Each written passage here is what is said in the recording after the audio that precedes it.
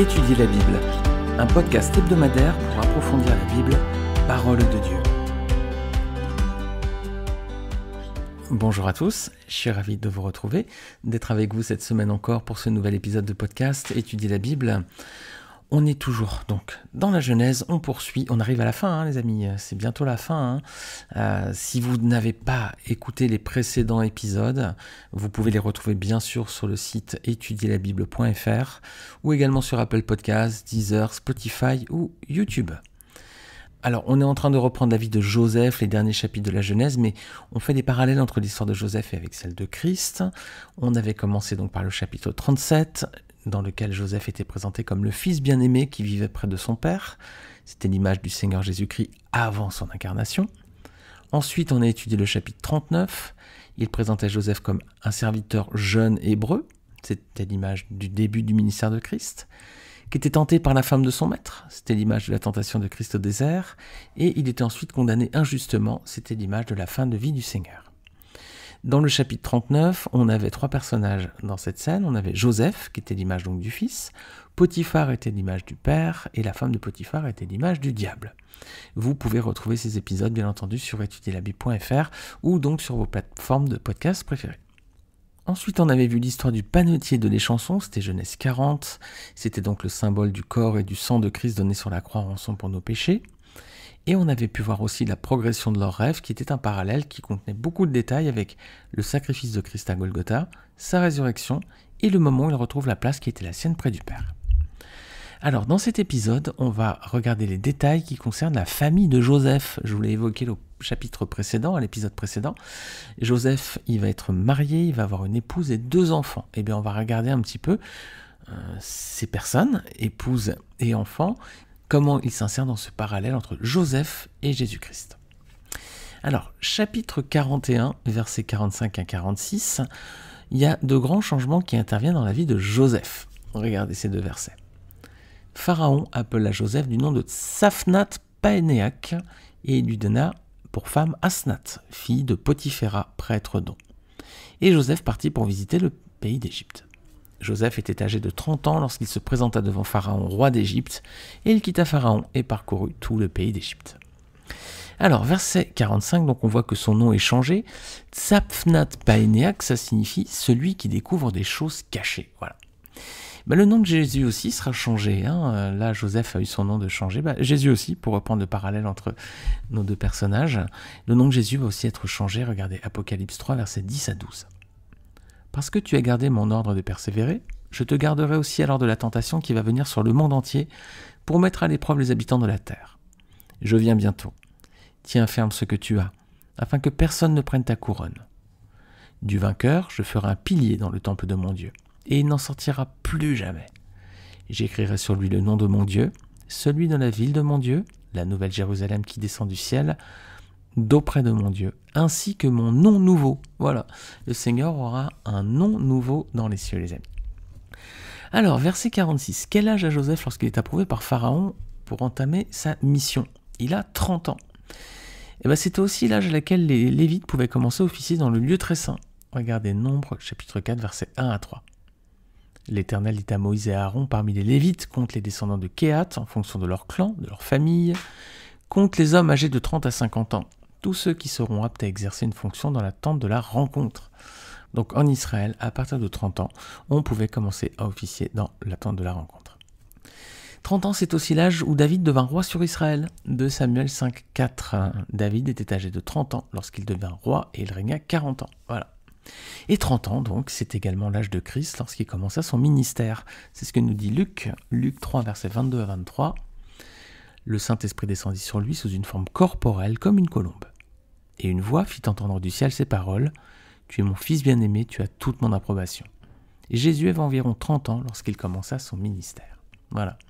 Donc Joseph a eu son nom changé, comme Jésus aura son nom changé, et Joseph a commencé ses fonctions à 30 ans, comme Jésus a commencé aussi son ministère à 30 ans. Alors, regardons à présent l'épouse de Joseph. L'épouse de Joseph, ça va être l'image de quelque chose. Voilà. Genèse 41, verset 45, Joseph reçoit une épouse. C'est quoi ses caractéristiques? Elle n'est pas juive, et donc elle est étrangère au peuple de Dieu. Quelle est l'analogie ici avec Jésus? Cette femme donc n'est pas juive, elle est étrangère au peuple de Dieu. Ce serait qui? Si on garde l'image de Jésus, Jésus reçoit une épouse, c'est l'Église. Vous pourrez dire Éphésiens 5, verset 24-27, 2 Corinthiens 11, verset 2, ou Apocalypse 19, versets 7 à 9. Jésus reçoit également une épouse, c'est l'Église. L'Église, comme l'épouse de Joseph, des similitudes là encore, l'Église elle est constituée de personnes qui ne sont pas juives, tout comme cette femme n'était pas juive. Majoritairement, l'Église, les chrétiens ne sont pas juifs majoritairement, même si il y a aussi des chrétiens d'origine juive. Mais comme la femme de Joseph, qui n'était pas juive, voilà, l'Église n'est pas constituée entièrement de juifs, et donc cette femme était étrangère au peuple de Dieu. Les païens aussi étaient étrangers au peuple de Dieu, selon les termes de la première alliance. Donc l'épouse de Joseph, Asnath, est à l'image de l'Église. Voilà. Alors ils vont avoir 2 enfants ensemble. Alors quelle va être l'image de ces 2 enfants? Versets 50 à 52 de Genèse 41 nous dit: Avant les années de famine, il naquit à Joseph 2 fils que lui enfanta Asnath, fille de Potiphéra, prêtre d'On. Joseph donna au premier-né le nom de Manassé, car, dit-il, Dieu m'a fait oublier toutes mes peines et toute la maison de mon père. Et il donna au second le nom d'Éphraïm, car, dit-il, Dieu m'a rendu fécond dans le pays de mon affliction. Alors, 2 enfants, et on va voir, nous, 2 images. Premièrement, que pourraient représenter Éphraïm et Manassé? Ce sont donc des enfants qu'il a eus avec son épouse. Donc, si on garde notre image, ce sont 2 branches qui sont issues de l'Église. Dans ce cas, Manassé, c'est le premier-né, et Éphraïm, le cadet, donc Manassé, le premier-né. Ce serait donc l'image des Juifs sauvés qui vont se joindre à l'Église. Alors, Éphraïm, c'est le cadet, donc ce serait donc l'image des païens qui sont sauvés. Donc, les 2 enfants de Joseph qu'il a eus avec son épouse représentent 2 types de personnes sauvées qui composent aujourd'hui l'Église. Il y a les Juifs, ceux qui sont d'origine juive, on va dire, et puis ceux qui sont d'origine païenne. Ça pourrait être une première image, mais on va en voir une seconde.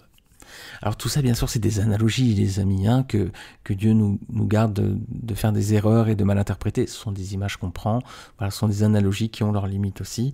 Mais c'est juste pour voir que ces textes sont quand même assez parlants et nous donnent aussi des images par rapport à Christ, l'Église et la Nouvelle Alliance. On va donc regarder cette deuxième image avec les enfants de Joseph et de Asnath. Et là, on va faire le lien avec Jacob. Dans Genèse 46, Jacob va s'installer en Égypte avec toute sa famille. Il va être vieux à présent, et Joseph va lui apporter ses 2 fils pour qu'il les bénisse. On n'a pas encore étudié ces chapitres, mais on va les étudier dans les prochains épisodes. On ne va pas reprendre tous les chapitres dorénavant, mais on va faire une synthèse de toute la fin de la Bible et on va toujours garder le parallèle avec Jésus. Mais on va regarder le moment où Joseph donc apporte ses 2 enfants à Jacob et Jacob va les bénir. On va relire le chapitre 48, on va lire tout particulièrement les versets 1 à 20. Après cela, on vint dire à Joseph, « Ton père est malade. » Il prit avec lui ses 2 fils, Manassé et Éphraïm. On avertit Jacob, on lui dit, « Voici ton fils Joseph qui vient vers toi. » Israël rassembla ses forces et s'assit sur son lit. Jacob dit à Joseph, « Le Dieu Tout-Puissant m'est apparu à Luz, dans le pays de Canaan, et il m'a béni.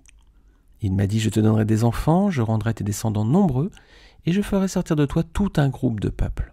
Je donnerai ce pays à ta descendance après toi pour qu'elle le possède toujours. Désormais, les 2 fils qui te sont nés en Égypte avant mon arrivée vers toi en Égypte seront les miens. Éphraïm et Manassé seront mes fils, tout comme Ruben et Siméon. Quant aux enfants que tu as eus après eux, ils resteront les tiens, ils seront associés à leurs frères dans leur héritage.